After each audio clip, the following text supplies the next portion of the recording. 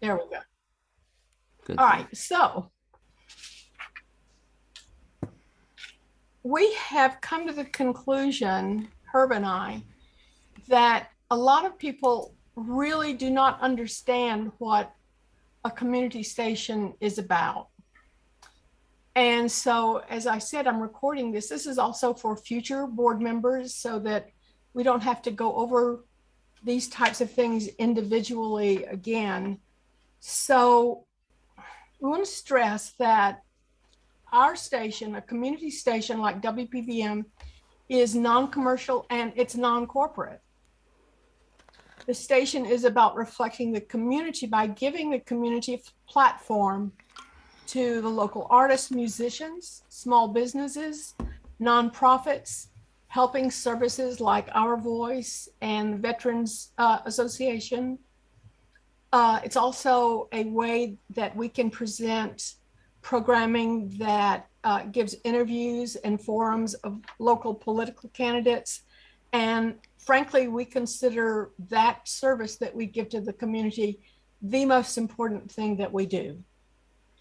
And so all of that, along with being entertaining, scintillating, and good music and quality content. As I mentioned in the annual report that we did, WPVM is one of only 60 stations that is totally independent, meaning that we're not under the umbrella of a church, university, corporation for public broadcasting, PBS station, that sort of thing. Those stations, so it makes us a different, basically a station like ours, which is a low power station, 100 watts, was created in the early 2000s to bring radio back into the community after certain laws were passed that made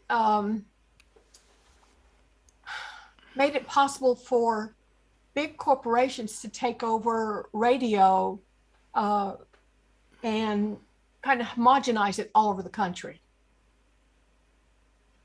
So WPVM was one of the first licenses. We were fortunate enough that the gentleman who got the license was involved in media. He was an activist for media reform. And he was able to get one of the first licenses whenever it happened. So we have been through some serious learning curves here. Herb and I've got a statement here that I'm going to send out. So I'm not going to go through all of this. I'm going to fast forward up to the pandemic times, but I think it's important for people to realize how Herb and I got into independent media. And it's a long story and it goes back to 2007 and 8. And so whenever I send this out to you, you can go back and see the history of how we got started here. But by the time the station was available in 2014, we had become acutely aware of the need for more oversight in the community. And if you know anything about the history of Asheville, which I know Blaine does, and Herb and I do, and maybe Nave does, some of the shenanigans going on in Buncombe County resulted in our county manager getting convicted and getting a sentence of 7 years to go to prison, along with her underlings for 3 or 4 years each. They went. So we were exposed to that county manager back in the 2008s and 9s. So that's whenever red flags started going up with us about the need for more oversight in the community. So in the pandemic times, fortunately for us, we have been able to sit in on roundtable discussions virtually with station managers all over the country. And we have learned so much, and the associations have been very revealing in so many ways.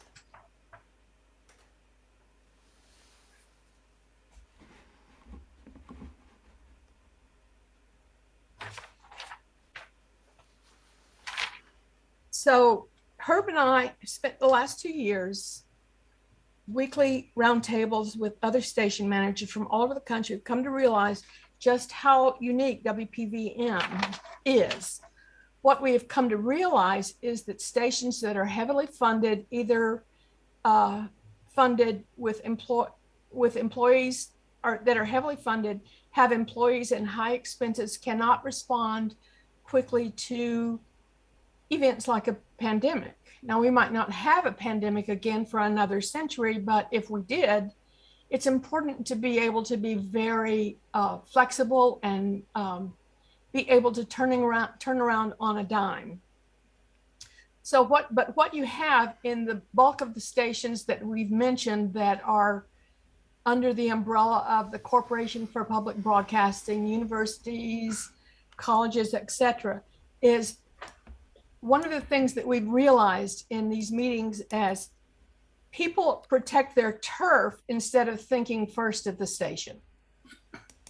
And we want to always avoid that if possible. And so that's why we are not really keen on getting a lot of money coming through the station. The money situation is, I think, the main source of the ubiquitous drama that plagues radio stations, not just community stations, but media all over the country. So to avoid the constant drama, we keep our overhead low, so no money is around to tempt people and to keep only enough funding to keep the doors open. The pandemic gave us new ways of broadcasting, and we have learned a lot. We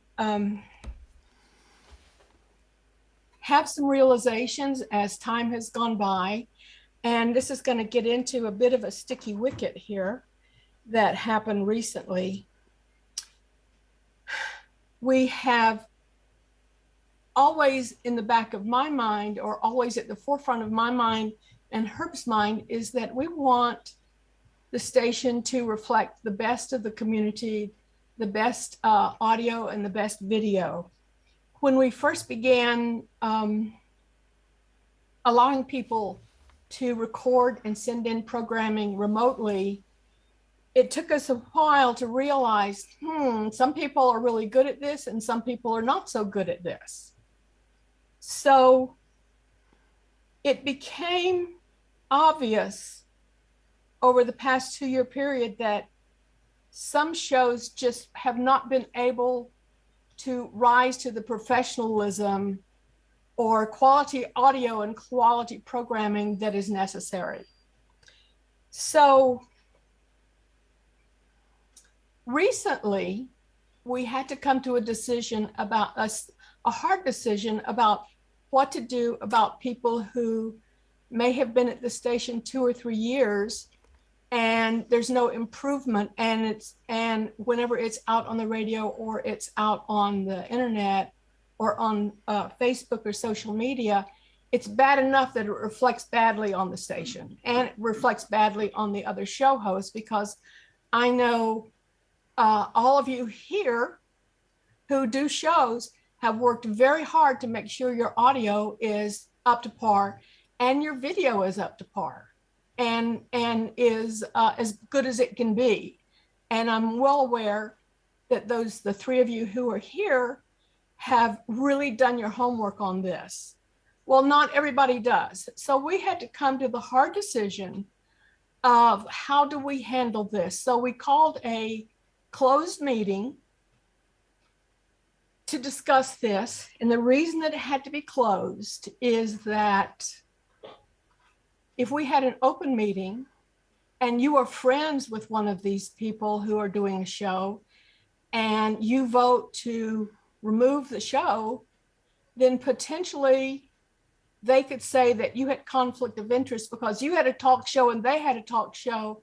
And why did you vote them off the station? So we have to be very careful. I see Nave giving his approval there. So we have to be very careful to avoid any kind of appearance even of conflict of interest. We did get accused of backroom dealing on this, and we were not backroom dealing. We were trying to avoid the sticky situation of favoritism and conflict of interest, and potentially friendships being hurt because, well, you voted us off the station. So I wanted to clarify that because I did send out an email after this closed meeting happened, and I wanted to clarify exactly why we needed to have a closed meeting. So, any questions or comments? I applaud the ongoing effort to improve audio quality. It's what we do. It is, if we don't have good audio quality, what are we doing in this business? I'm manic about it, and it's a struggle. My audio quality continues to be a source of thinking for me, for my show. So and when you're trying to manage everybody else, I'm sure it gets really frustrating over time when you don't see improvements. So I personally wholeheartedly expect top quality, because I know it's achievable, even though it takes a lot of effort. And if audio quality is poorly reflecting the station or video quality, then you have to make changes. So I fully support what you're saying. Well, our stance is we always try to do what is best for the station. What we've learned from this, one of the big things that we've learned from this is, because the pandemic gave people the excellent ability to record at home at their leisure, be very flexible about it, we can't let them on to do a show until they've proven that their audio and their video is excellent. Because when it first happened, we were all caught in the lurch about, okay, well, how are we going to continue our programming when people can't come in? We let everybody do it without any criteria. Well, that's changed. The thing that upgraded me was when you asked me to get, or told me that the Hindenburg Journalist was on sale, and I bought the professional one outright. I didn't subscribe to it. I just bought it outright, but it has all these little fancy things that squish and mix and whatnot before you send it in, which is different than just the Hindenburg regular one. But I wouldn't be able to, I've often thought how much I'd like to do video because I record everybody, but I can't, my shows run for 50 minutes or, sometimes, well, around 50 minutes, but after I edit them, sometimes they're down to 20. So I just if I had the video, I don't think I could edit all that stumbling and the uhs and the lost things and, people rolling their eyes and that sort of thing, which happens on my sound. I got the same thing. I just thought, my God, so I can edit it out of the sound, but I can't edit it out of the video. Although the other side of that is, it does take away from some of the natural part of it too. So I don't know I don't know how to balance that really.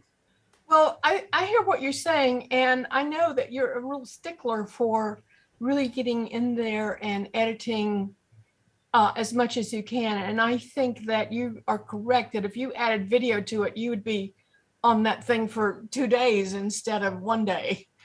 So faster.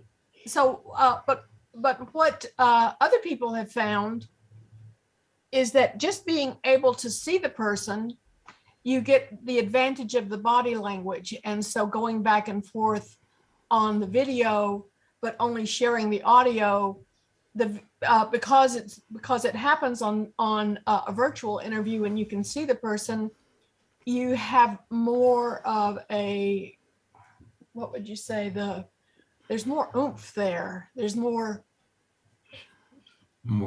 feelings, more visible and palpable emotionally. Yeah. So it's a great tool to be able to do.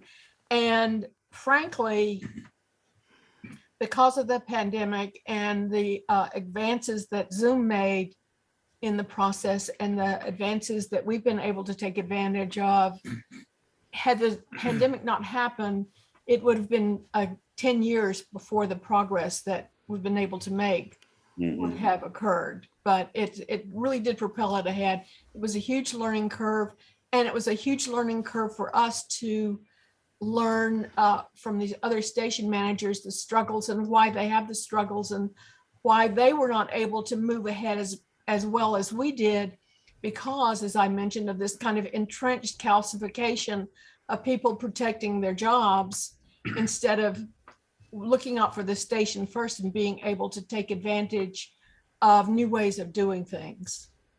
Yeah, if I can just add to Nave's point, the other advantage, Nave, with the video is I can show people that if I do this via this crazy Facebook Live, I can have anywhere from 500 to 1,000 to 2,000 people at least take a look at it, okay? And whenever I tell anybody that, they're blown away by it. You know, they just love the fact that if I'm on the radio and we don't have official ratings, you know, so I can't tell you exactly how many people are listening, but I can tell you at any point in time how many people are watching my show via Facebook Live, and people just love it. You know, so that's a big plus for me. Also, back to the editing point, and your stuff is perfect, but I watch like MSNBC all the time. I watch, you know, all the news shows, and, you know, there are a lot of uhs and ahs, and they're not perfect, and they make mistakes, but that's part of the beauty. I love watching the show, that it's a live show. So, you know, I tell my guests that, and it seems to work, at least for me, I think. It certainly is a scale there. You know, there's a range of live shows. I recall hearing one show on air, and they, you know, you can understand what they were trying to do. You know, it was a casual setting in a living room with, you know, a couple of three guys, and they were playing some music. And that sounds nice, you know, but it sounded terrible. You know, I mean, you couldn't understand what people were saying. It just wasn't mixed well. It wasn't, you couldn't do it. They didn't have what they needed to have to do that. And my visuals are hit and miss. Some people are aesthetically really interesting background. They come on with, you know, the more media savvy people are. What are you using, Nave, to record your interviews? What software? Zoom? Well, I record my interviews on Zoom. Do you have two audio files or one after when you download the audio? I have one audio file. Okay. Blaine, do you have two or one? No, same thing. I have Zoom, just gives you one audio file. Gives you two. I learned this 2 weeks ago, and you guys, there are two. One from the other person and one from us, and all you got to do is click a button, and you'll have two audio files, one from the guest and one from you. And in most cases, you might not care, like, oh, well, I don't, why do I need two? But if there's noise on that end, you can process that noise right out on their end, not yours. So if there's a problem on the guest's end and not on your end, you have an isolated file of just their audio, and it's one button. You click, and then you get two. I just learned this 2 weeks ago, and I felt like a real dummy because I've been doing it, well, like you guys, and I haven't tried it yet. I'm waiting for my next interview, and I'm going to do these two. You just take them in your editor. You have four bars. You know, they're all matched up, and then you can just. I could take all the echo out of PJ's voice or the guest's voice, take out the noise at a certain band in Adobe Audition, and suddenly I'm upgrading the quality. I can enrich the bass, enrich their voice, just them, not me, in an audio edit. And again, I didn't know this until just a couple weeks ago, honestly. I don't know if that's the same with Hindenburg Journalist or not. I'm not using the This with Zoom. This is with Zoom. No, but I mean, once you get the file, the WAV file, then you I put the WAV file into Hindenburg Journalist. Any editor you can, yeah, it's the same. I mean, I'm sure. Any editor, you can have multiple audio bands because you have multiple audio bands for different things, and you can just line them up. I don't know if Hindenburg will let me take out the echo. So Hindenburg will let you take out the echo. Hindenburg has a function that you can isolate a fuzz or a buzz or an echo. Okay. And you can work with Hindenburg, and it will help monitor that. I know that it will. I have not been able to do it successfully myself because I haven't paid that much attention to learning how to do it, but Hindenburg will do it. PJ, I know that you have recently you told me that you were using a different kind of editing software or recording or editing software that cut down the time that you were spending on editing. Oh yeah. Oh yeah. And Yeah. That's I would interesting. really like for Yes. us to schedule a meeting about that for people who want to take advantage of that. Okay. Yes, absolutely. So what I'm using is, and I'm paying for it, although there are ways that you don't have to pay for it. I'm using a thing called Virtual DJ. I don't think, Blaine, this will help you, or Nave. But if you're doing music, it's really cool. You lay in the tracks, you've got 2 decks, they're on your big screen, and you hit mic and you talk, and then you hear deck 1 and you go to deck 2, and you do a 1-hour show in 1 hour. Instead of what I used to do, which was agony for hours upon hours trying to noodle my way through the blah, blah, blah. If you're just like, I gotta lay down this show, I don't have a lot of time, you just grab your mic, you lay down the virtual, as long as you got the songs of the right audio volume and stuff, which you've already processed, you just go. So I literally can do an hour show. Now I have to be, and I know you're not here to hear me do a long speech, so I promise, Davey, I won't do that. But I couldn't do this a year ago because I didn't have the skills. I just made too many mistakes. So a year or so later, I can screen out the ums and uhs enough. I can cleanly hit my marks. I'm a much more accomplished. I'm not accomplished, but I'm more accomplished as an audio radio guy by a long shot than I was a year ago. So I feel capable of I'm out of time and just laying down an hour, and I will tweak it afterward, a couple little nips and tucks if I've screwed up, and then it's done. So yeah, I'll happily do a tutorial. It's Virtual DJ. And by the way, there's a free version that it will, for our purposes, if you're not going to go broadcast live, it's totally fine. It's good. It's good little software. It's really good.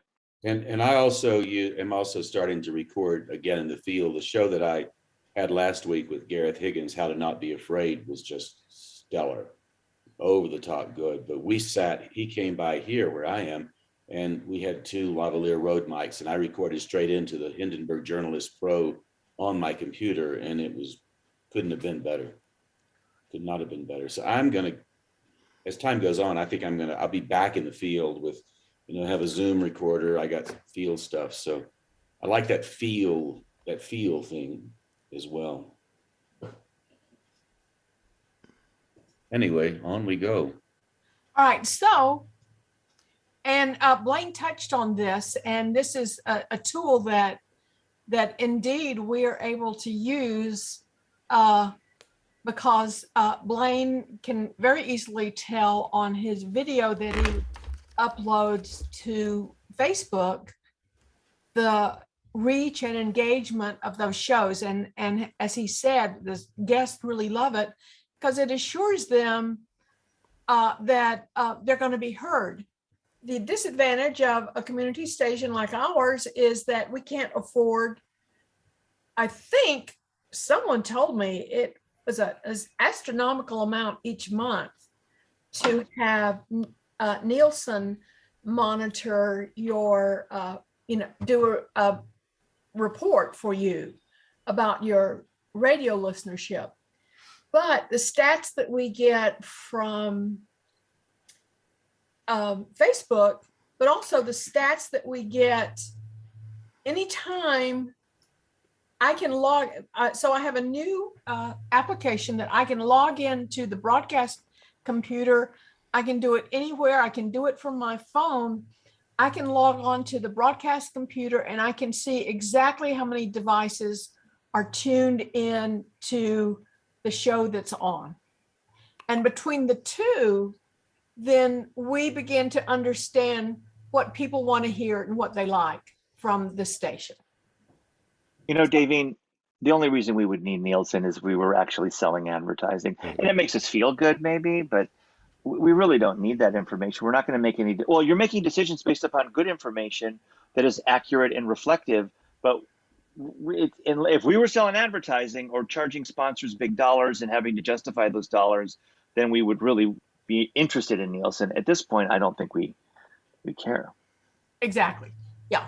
But we do want to know what people are interested in. So that's the advantage of being able to tune into these stats from social media and our followers on social media and the total devices tuned into any particular show at any particular time on the radio.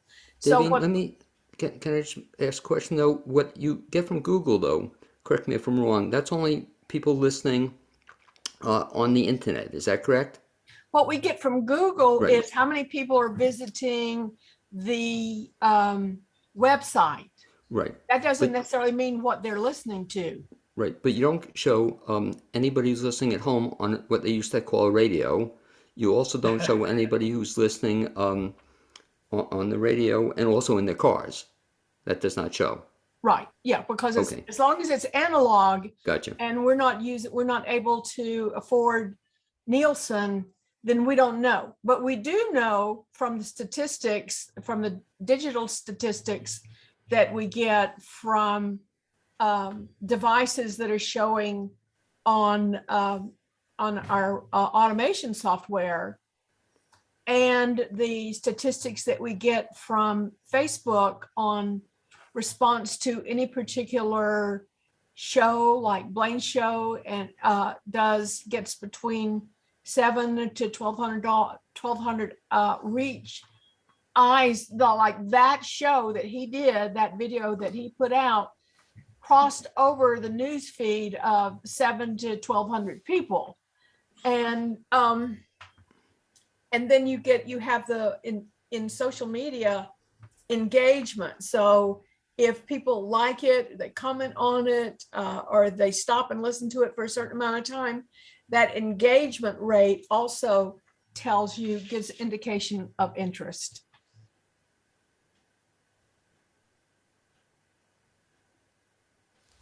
Okay, so that's the spiel about why community radio. That's more of a spiel about why community radio is so unique. And before we go into our bylaws, kind of looking at our bylaws some, I'd like for Herb to tell you why he wants to fund this station. Go ahead. Simply, I think WPVM is fantastic. I enjoy very much listening. When I started out in my adult life, I found that Speak up a little. I found that I had much more money than I needed. So I began to distribute to various causes. Speak up.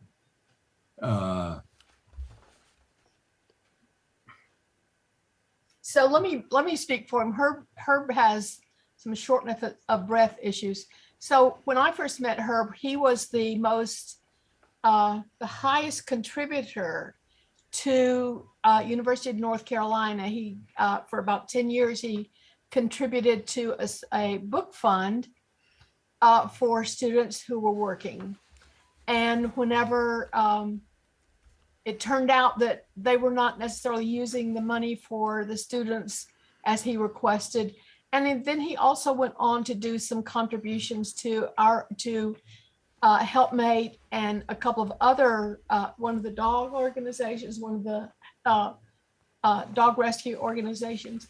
And it never worked out that he felt comfortable that they, as time went by, that they were doing what he would have wanted them or preferred them to do with his money. So when the station came about, and we had been accidental activists for several years, understanding that there needed to be more media in the community, he chose to be the main patron of the station. And how do you feel about that? Are you okay with I doing- feel very rewarded. I feel that the money I contributed is going to have lasting effect on the whole community. Okay. Thank you. Thank you, Herb. Yeah, thank you, Herb. So Can I make a yeah, quickie? Davine, have we ever produced a 30-second or 60-second version of what you described as what is community radio?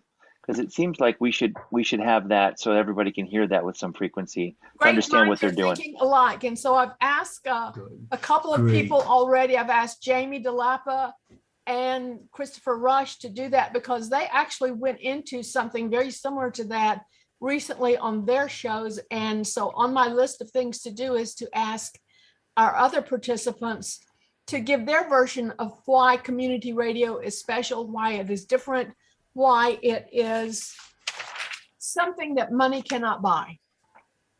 A community station is not about money, and it offers things to the community that you just can't get any other way. Kind of similar to what a wife brings to a marriage.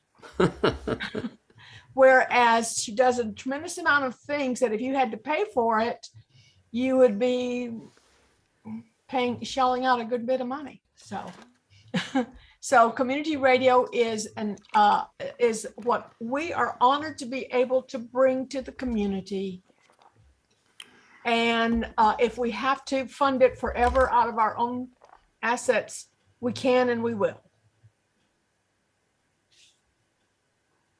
So then we were going to start going over our bylaws and have people who are associated with the station more familiar with what is in our bylaws. And so were you all able to read through them? Yep. I did not. I'm sorry, to be honest. At least you're honest. Thank you. So with our bylaws were established back in 2014 and 15 by our attorney. The attorney is Michael Weimer. What he did to establish our bylaws was basically he used bylaws that were part of Maine's, or he used Maine's bylaws. Mountain Area Information Network, also known as Maine, they were the original license holder. So in order to pass approval, he felt with the FCC that our bylaws needed to be very similar to what Maine had whenever the paperwork and the request to transfer the license went up to the FCC. He felt they would be looking at our bylaws and he wanted them to be similar. Well, it turns out that some of those things that were in the original bylaws are not necessarily what need to be in there. And the reason that partly the reason that I'm bringing this up is because we've met with the attorney under Article 4, where you have general members. Let me pull up the screen share here.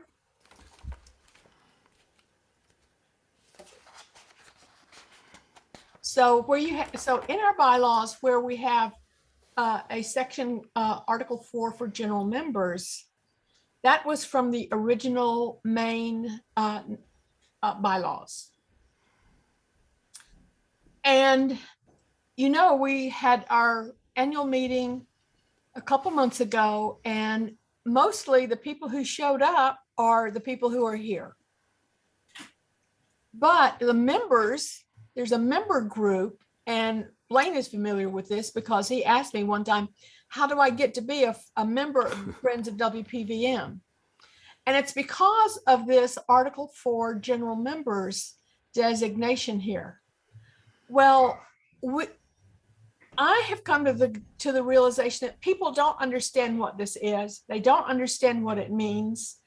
And I think we can do without it. So one of the reasons that I want to talk about this today is we're going to ask our attorney to amend the bylaws and eliminate this general members requirement.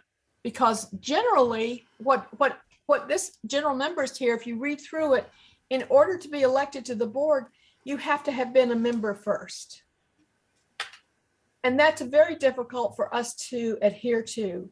And we've we've inadvertently gotten out of compliance a couple of times because of it. And we want to be able to be in compliance with our bylaws. And so that's one of the reasons that we feel like the member designation is a holdover from the old days and not necessarily something that we need to do.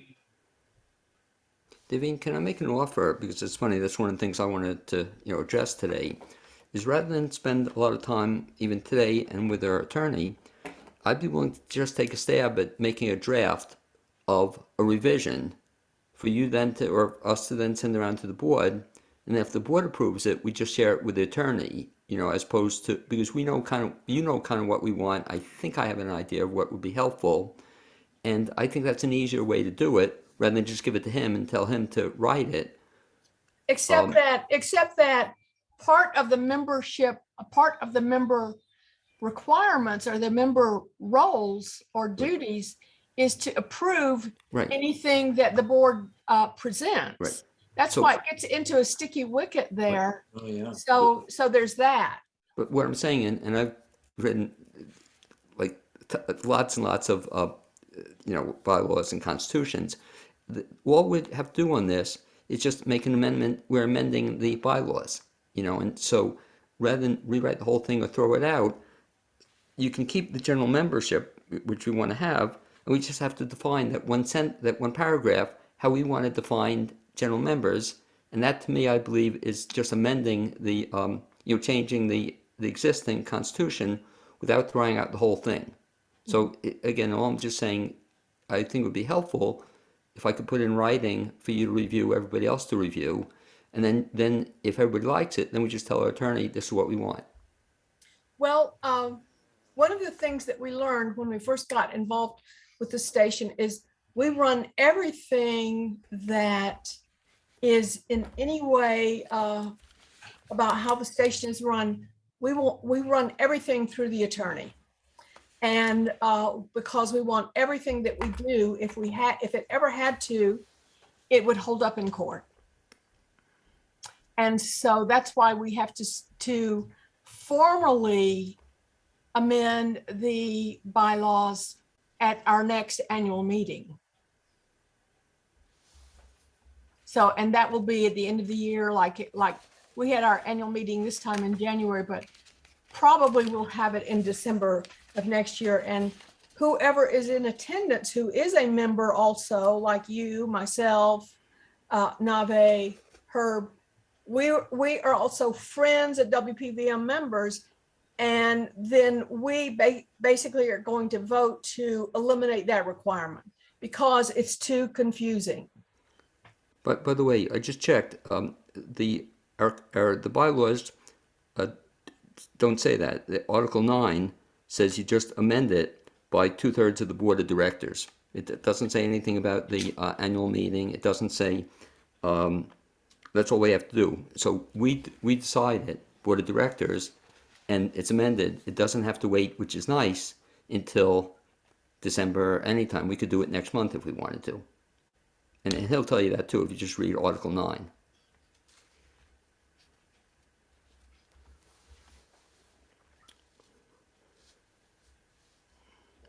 Okay, I'm looking it up. Sure.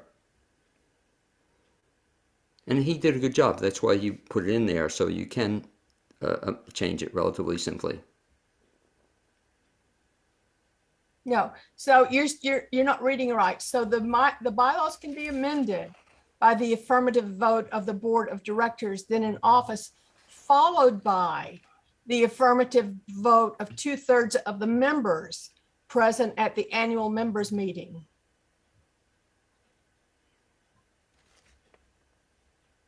That's the second part of under amendments 9.1, section 1 and number and 2. 2 says it has to be approved by the members.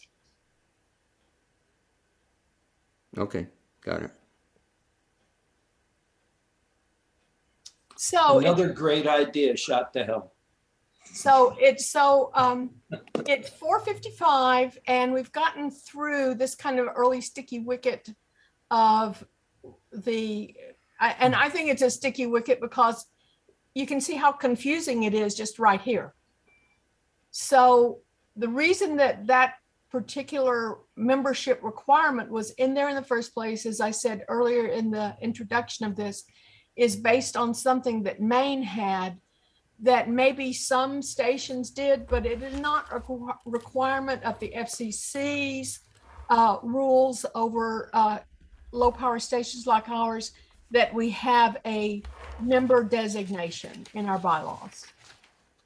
Davine, was it originally established as a fundraising mechanism, sort of an establishment fundraising? You know, you pay so much, you get to be a member and you have a vote and It that may kind of have, thing? it may have, but that's not showing here. And Yeah, right. it and I know Mike took this particular definition from Maine's bylaws. So, I mean, they might have had older bylaws that they didn't change or something where, or they might have amended them somewhere along the way.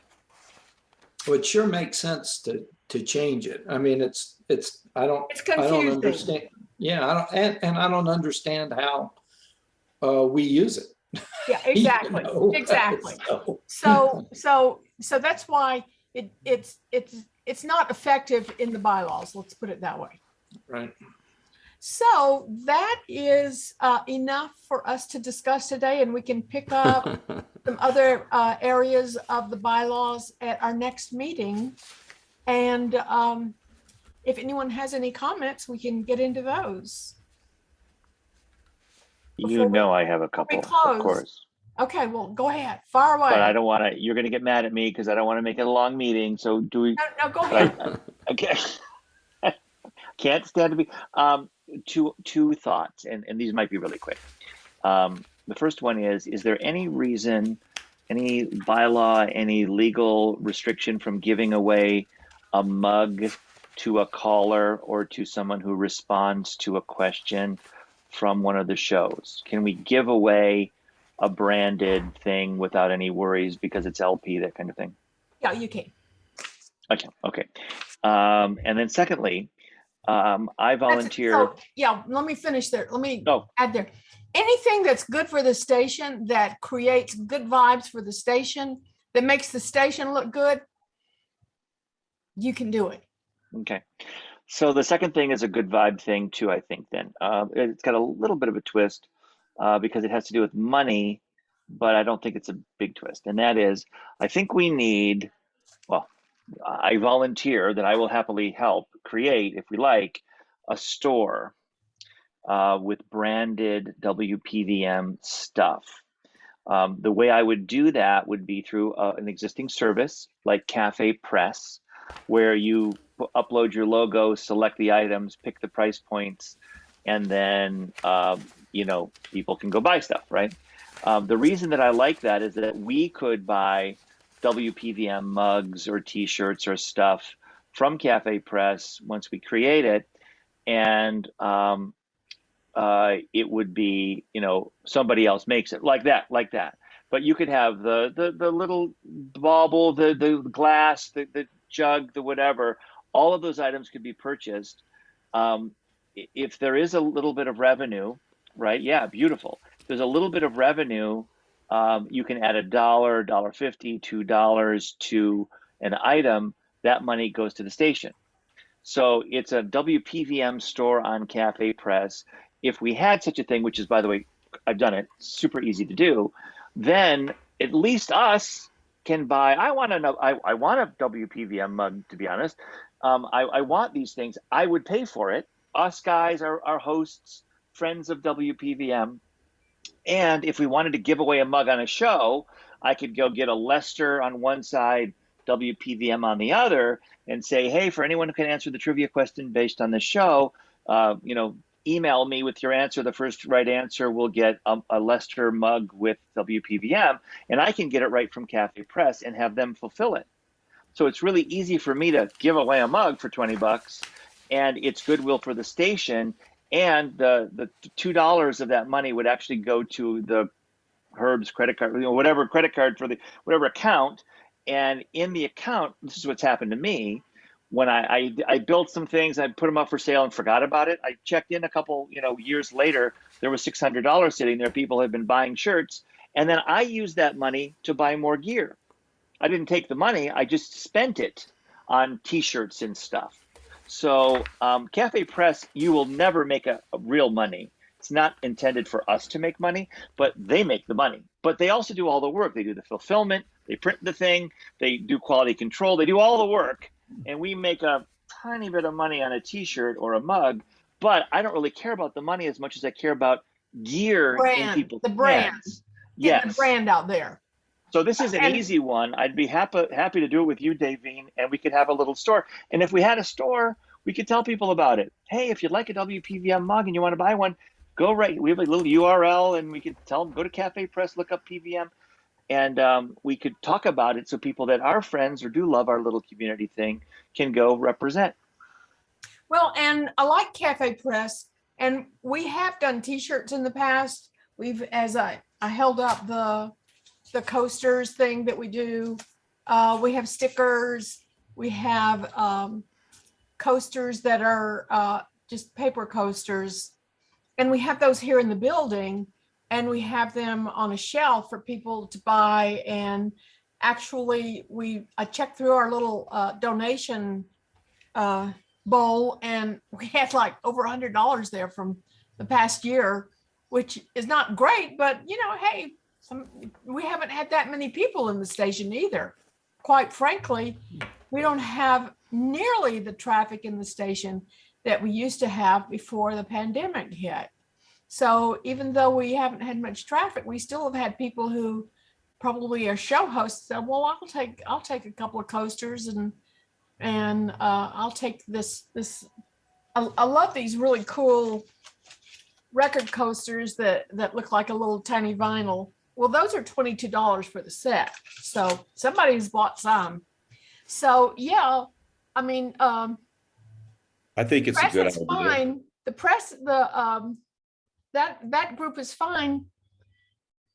But we have also done things on our own in the past, and had great t-shirts done with a really cool embroidered logo, so it looks really good. So it's it for sure is a possibility. So I'm trying not to spend any of your money, you All right. and Herb. all So right. I mean, if we have to go spend money on ourselves, that's kind of on us Well, to go buy. I think it's great for people to be able to buy mugs and have them whenever they're on the air, because whenever I come to do a show here, I personalized my coffee cup with one of our stickers. It's totally cool. I have another order of another question for you, if you don't mind, since I'm the big Yeah, mouth. go ahead. Last one, promise you. I like to do what I think I want to do what Blaine does, and that is I'd like to be able to boost a post, essentially, when it's a Lester the Night Fly coming up at 7 p.m. tomorrow night, something good. And so what I was thinking is and I can figure this out with you, Davine, but if you're okay with this, and that is that I would love to be able to put my credit card down and I have advertising accounts on Facebook, but to be able to go and log in as we do on Facebook as admins, and then go and boost a post of mine with my own credit card. Yeah, and But it would that's what Blaine does. Is he doing it from PVM? Yeah.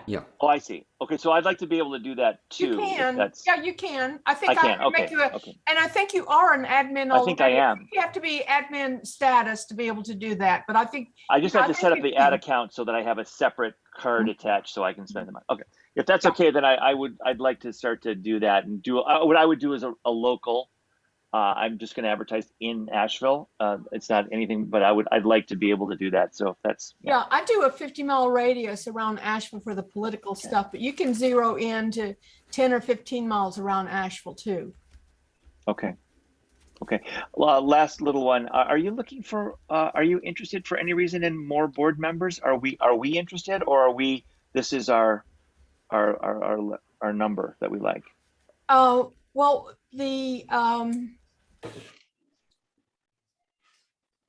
we're not, so we're satisfied with board members right now. So we're fine Okay. right now. Okay. So our requirement is 5 to 7.